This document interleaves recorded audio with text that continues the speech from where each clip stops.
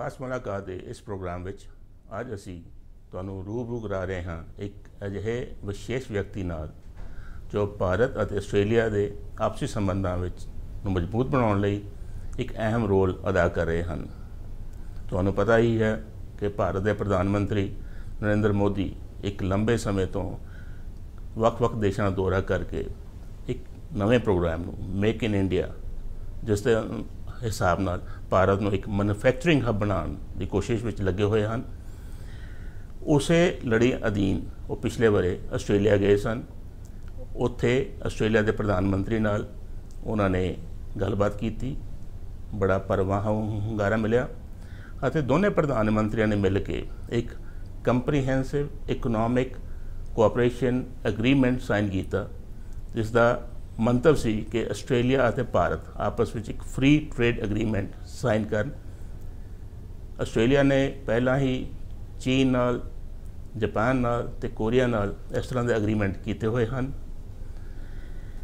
ਔਰ ਉਮੀਦ ਹੈ ਕਿ ਇਸ ਵਰ੍ਹੇ ਦੇ ਅੰਤ ਤੱਕ ਜਿਹੜਾ ਭਾਰਤ ਅਤੇ ਆਸਟ੍ਰੇਲੀਆ ਦਾ ਫ੍ਰੀ ਟ੍ਰੇਡ ਐਗਰੀਮੈਂਟ ਹੈ ਉਹ ਵੀ ਮੁਕੰਮਲ ਹੋ ਜਾਵੇਗਾ। ਲੇਕਿਨ ਇਸ ਦੌਰਾਨ ਆਸਟ੍ਰੇਲੀਆ ਵਿੱਚ ਇੱਕ ਸਿਆਸੀ ਬਦਲਾਅ ਦੇਖਣ ਨੂੰ ਮਿਲਿਆ। ਆਸਟ੍ਰੇਲੀਆ ਦੇ ਪ੍ਰਧਾਨ ਮੰਤਰੀ ਟੋਨੀ ਐਬਟ ਨੂੰ ਪ੍ਰਾਈਮ ਮਿਨਿਸਟਰਸ਼ਿਪ ਛੱਡਣੀ ਪਈ।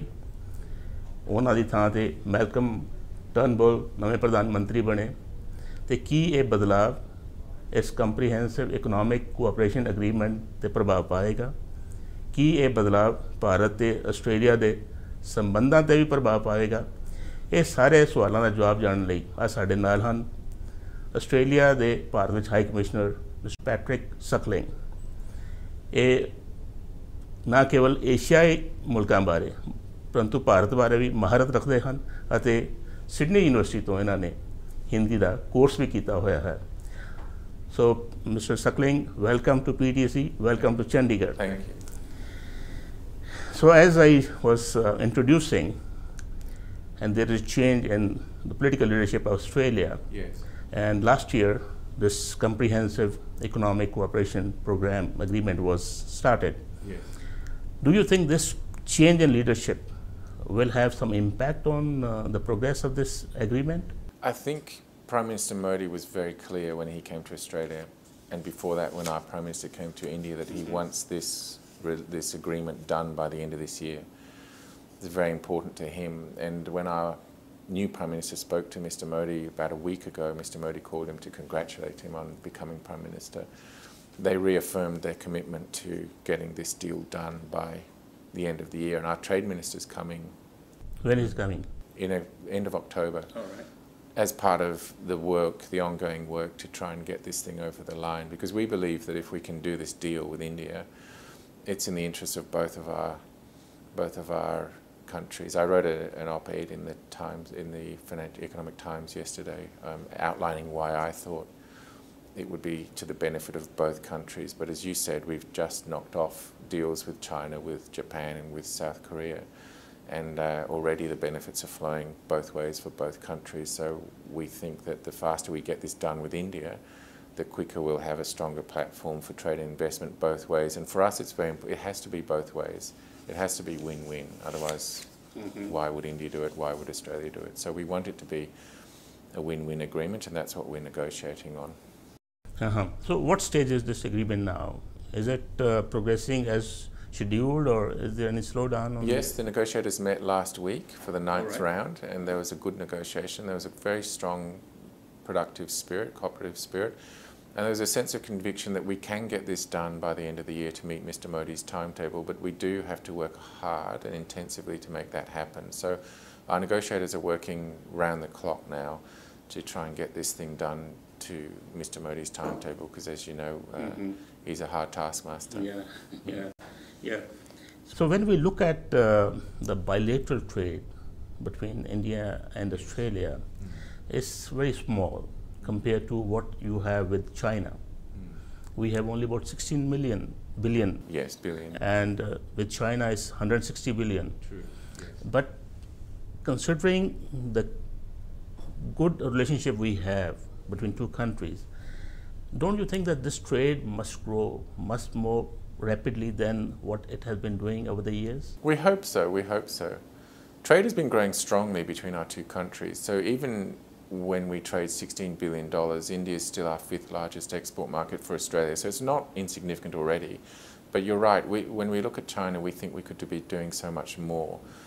And certainly Mr. Modi's got this big plan for transformation of India and the economy. Yeah. Our Prime Minister shares this vision. He knows that Australia has to continuously improve our economy, otherwise our living standards will fall. So he's focused on what else can we do. And so much of both of our focuses is on economic diplomacy. When you live in a global world, when everything is connected, you can't seal yourself off. You've got to, open doors, make things happen. That's just that simple. And so in that context, I think both Prime Ministers are very firmly focused on economic transformation for the welfare of the peoples that they lead.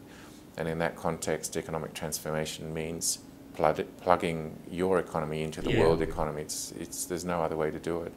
And as you see, the world's coming to India now. I just read today in the paper that this year India topped the foreign investment list. Exactly. Mm-hmm. So we've been doing more of this with China for longer because I think India's economic reforms really started picking up after the 90s. With China, it was at the end of the 70s. So China, in a sense, had the jump on India in terms of opening up earlier and faster. But India's, under Mr. Modi, dramatically changing. It's dramatically changed since when I was here 20 years ago as a diplomat. India now is a different country, has opened up phenomenally to the rest of the world. And you see everywhere you look the most exciting things happening in India and between India and other countries in the world. And part of that's Australia. So yes, it's a very bright future, but we could be doing more together. And if we can get this deal done, that will provide a very strong platform for precisely the sort of growth you're talking about. Mm-hmm. Yeah. So when we look back, you see there is Australian economy is more of service industry oriented economy basically, and we are looking to be a manufacturing hub. Yes. So when we become a manufacturing hub, of course Australia can cooperate with us and provide us with the technical know-how, the expertise, the people, the service oriented people. Yes. But are there areas where Australia is keen to invest in India, or Australian companies, they are keen to invest in India, and what are the areas in which they may be interested in coming and investing in India? Well, there's a lot of enthusiasm for investing from Australia into India. Yes, we're a service economy. India's a service economy. More than 50% of your GDP is services. If you look at when Mr. Modi spoke to our Parliament last year, which was the first time a Prime Minister from India has ever spoken to our Parliament, so it was a wonderful speech, it was a fantastic speech. One thing that stuck in my mind is he said, in every area of national priority for my government, I see Australia as a natural partner. So he sees us as a country that can bring all sorts of benefits to India and have a genuine partnership with India. And if we look at our core strengths, energy and resources is one.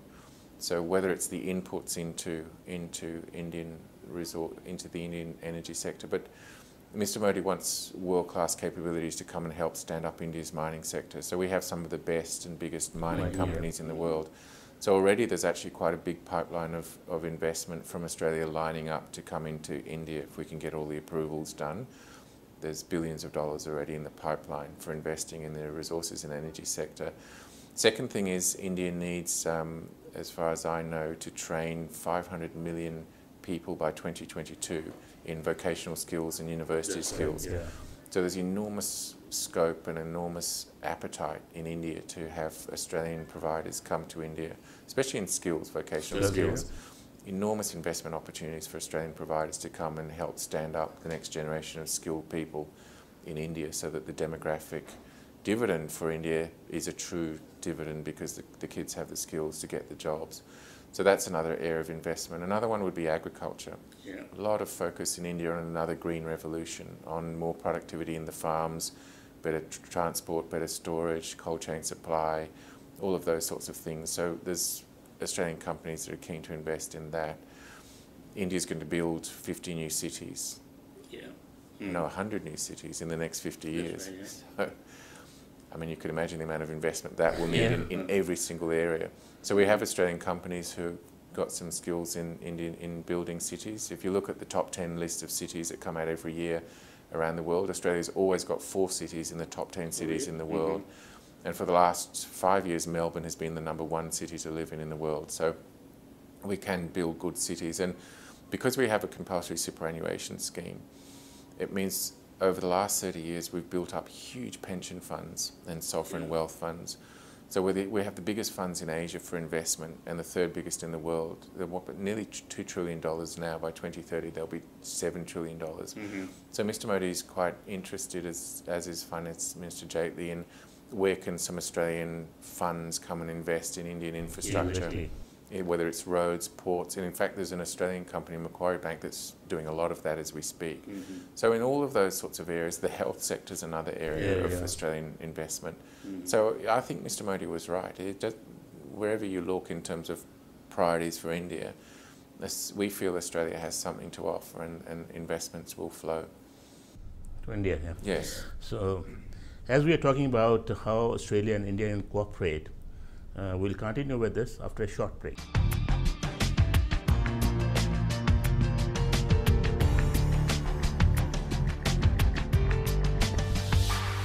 As we were talking about the areas in which 2 countries can cooperate and benefit each other, you had a stint earlier in India. Yes. How much difference you find in India when you were here before and now when you are in India? Yes. Is atmosphere become very conducive for foreign investors to come in and invest in India now than what it was in 97, 98, 99? In many ways, India is a different country than it was then. It's still the same country in many ways. It's still wonderful ancient civilization with so many different cultures, foods, geographies. It's a wonderful country, and that will never change. But the thing that I've noticed so much in the last 20 years since I was here before is the modernity that's come to India. Everyone seems to have a mobile phone now. Everyone seems to be aware of what's happening in the world. Everyone's plugged into the rest of the world in a way I don't feel people in India were plugged into the rest of the world as much as they are now. So even you can go to any village, like I was in Madhya Pradesh the other day, and the people were telling me and asking me questions about things that are going on across the world, which I don't think was even imaginable when I was here 20 years before. Yeah, that's right. That sense of India being plugged in, connected to the rest of the world, by and large, and that sense of aspiration that people have to say we want a better life and we want to do the best for ourselves and our kids, that's always been there. But I think there's a sense of greater opportunity for more people in India than I saw when I was here 20 years ago. So there's a real move to take advantage of everything that globalization offers, that India's increasing wealth offers, that India's increasing capabilities offer. So I just see a more outward-looking and more confident and a wealthier nation than when I was here before, while still revering its traditions, its religion and its culture, which is right and proper for any great country like India to do. Yeah. Since, like as you said, India has this very rich heritage, cultural, and plus it's coming up also as far as technology is concerned, information technology is concerned, and villages are getting connected, and that connectivity is there, the world connectivity is there, and the world is becoming a global village. That way, when we look at the figures, we find there are more Indian investment in Australia than Australian investment in India. Yes. So what could be the reason why people still, they don't think India is the best investment destination? I think that's coming. I think, as I mentioned in the paper today in the Financial Times, it reported that India attracted the most foreign direct investment of any country last year or this year.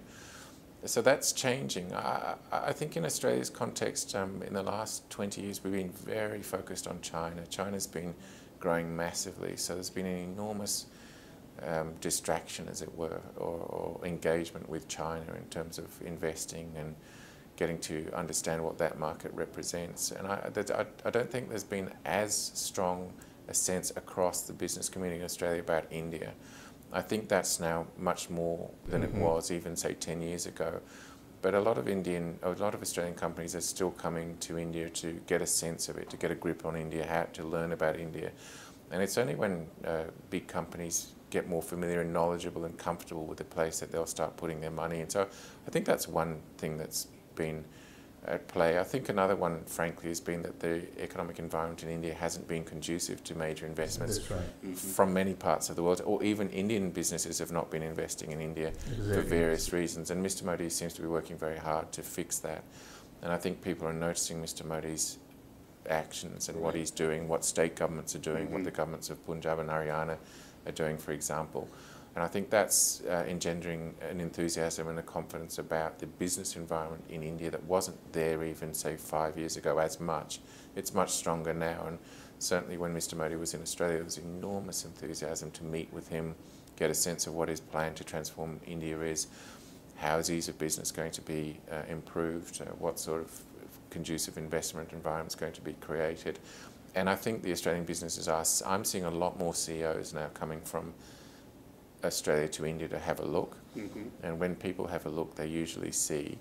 And when they see something, then they usually start doing something. And so in that context, I'm very confident that there'll be a lot more investment. It's fair to say we've had billions of dollars of investment tied up through various issues over the last few years that still are being going through various approvals and processes. So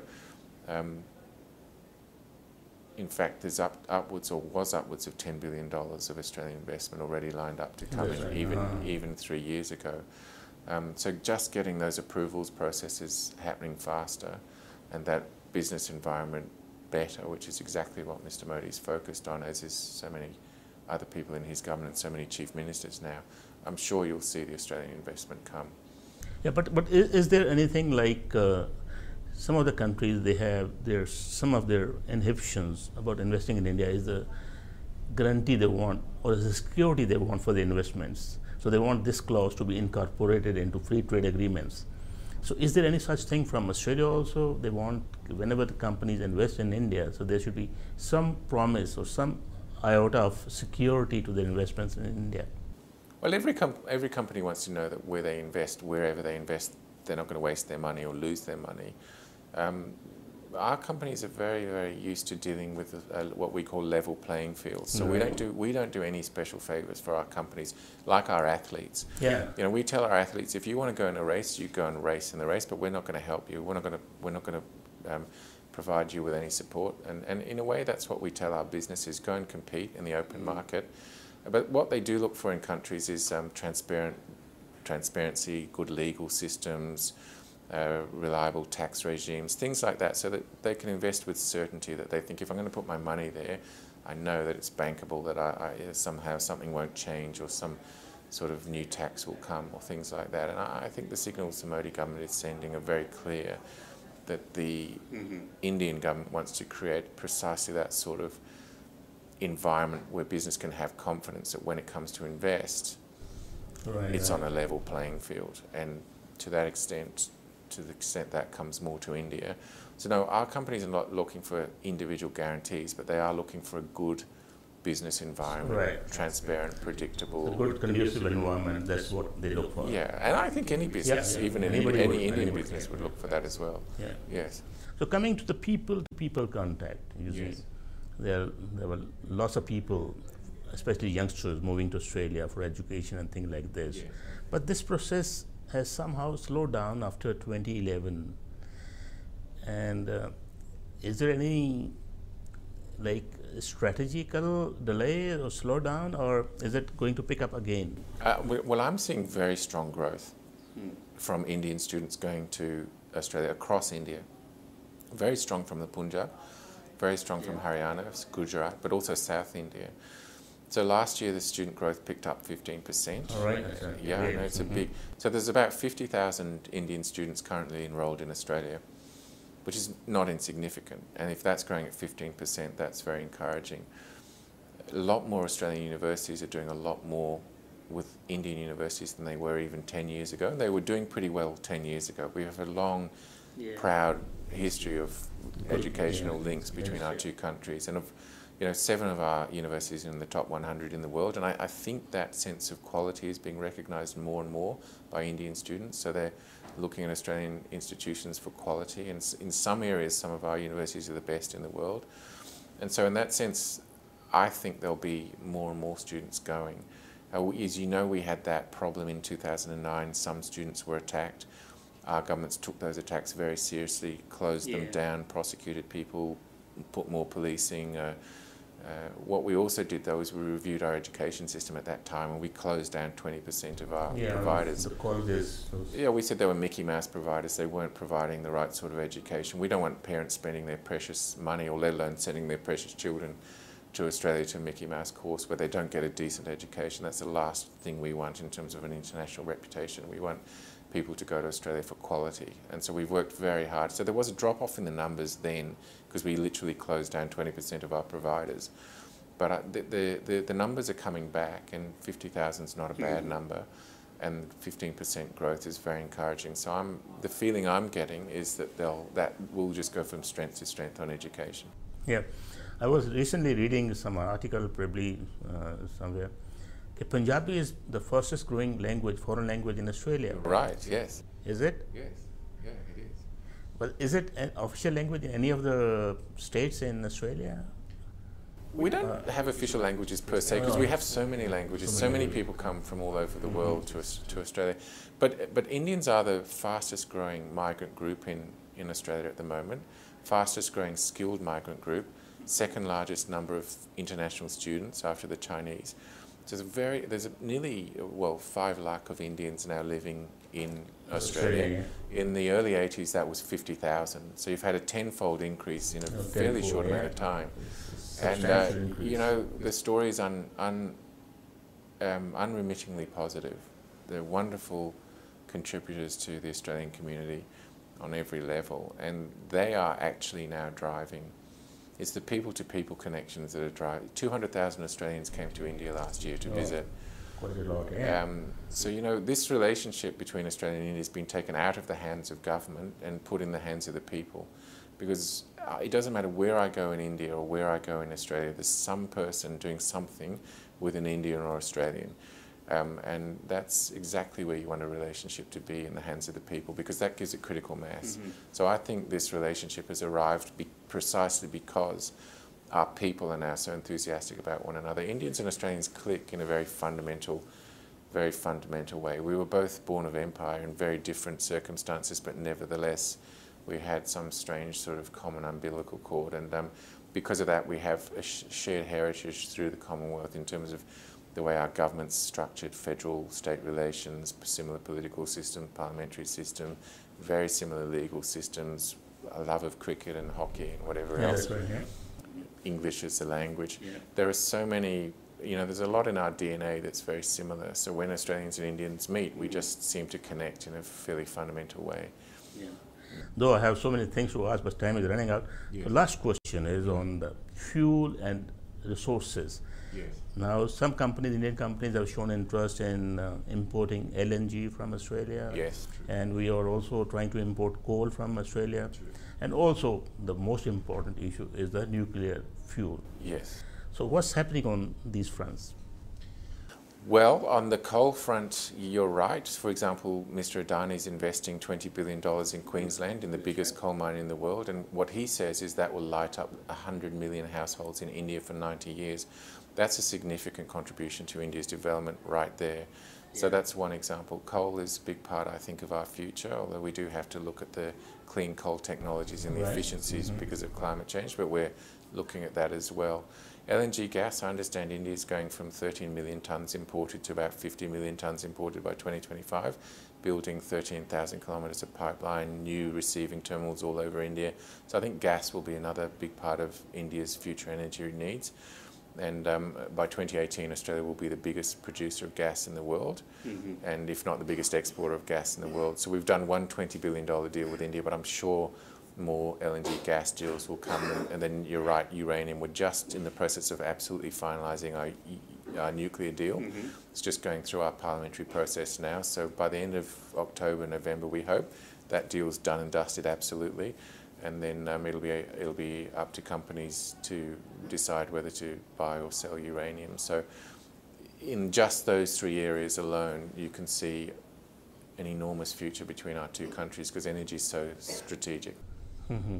And do we expect the new Prime Minister to visit India shortly? We very much hope that he will. He's said publicly for a long time that Australia should have a stronger relationship with India. He's deeply interested in India. He's read personally many things, many different novels and histories about India, so he has a very strong personal interest, and he's already indicated that India must be a priority for us, and I'm sure we'll see him here soon.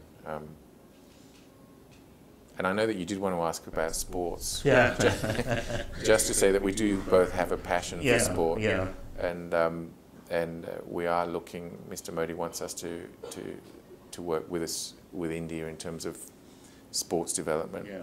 And that's skills, but it's at every level. It's grassroots for the kids. Very well about sports infrastructure, sports training systems. No, it is. But, you know, if you can get the kids involved so they're not soft and watching TV and playing games all the time, for life enjoyment, for health, for life skills, how to win graciously, lose graciously, how to be part of a team, how to recognise different capabilities, skills, so that as a team, not everyone's the same, but you take the best of the differences and put them all together, how you include girls in that. Fundamental life lessons in early sport education. Then amateur sport's very important to continue that passion for sport, and then at the end of the day you build your elite athletes off the back of that grassroots effort, and where India has an interest is in seeking Australian capabilities in elite training, but beyond training, sports management, sports diet, sports medicine. You have it's a huge business now, and you have to have the whole package. Otherwise, you won't get those elite athletes, including the little ones coming up through the grassroots. So, where we can support that in India, we'd love to do that. And I did used to say we don't want to train Indians too well because then they'll beat us. Yeah. So, for example, I did used to say that the one area of rivalry we should continue to have between Australia and India is cricket.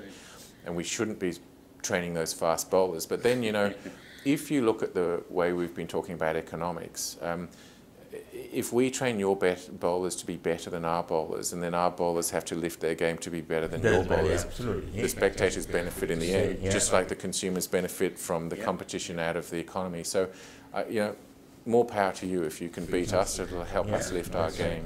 Yes. That's right. Yeah. So thank you very much for spending some time for us, and I hope our viewers will love to know more about Australia, and hope India-Australia relationship grows stronger and stronger, and we have this FTA ready by end of this year. So thank you very much, and hope you have a nice day in Chandigarh. No, thank you. Thank you for such good questions. If you want to say something in Hindi for our viewers, because they must know, yes, you actually know Hindi. आपका शहर का नाम चंडीगढ़ बहुत सुंदर शहर है. बहुत बहुत धन्यवाद.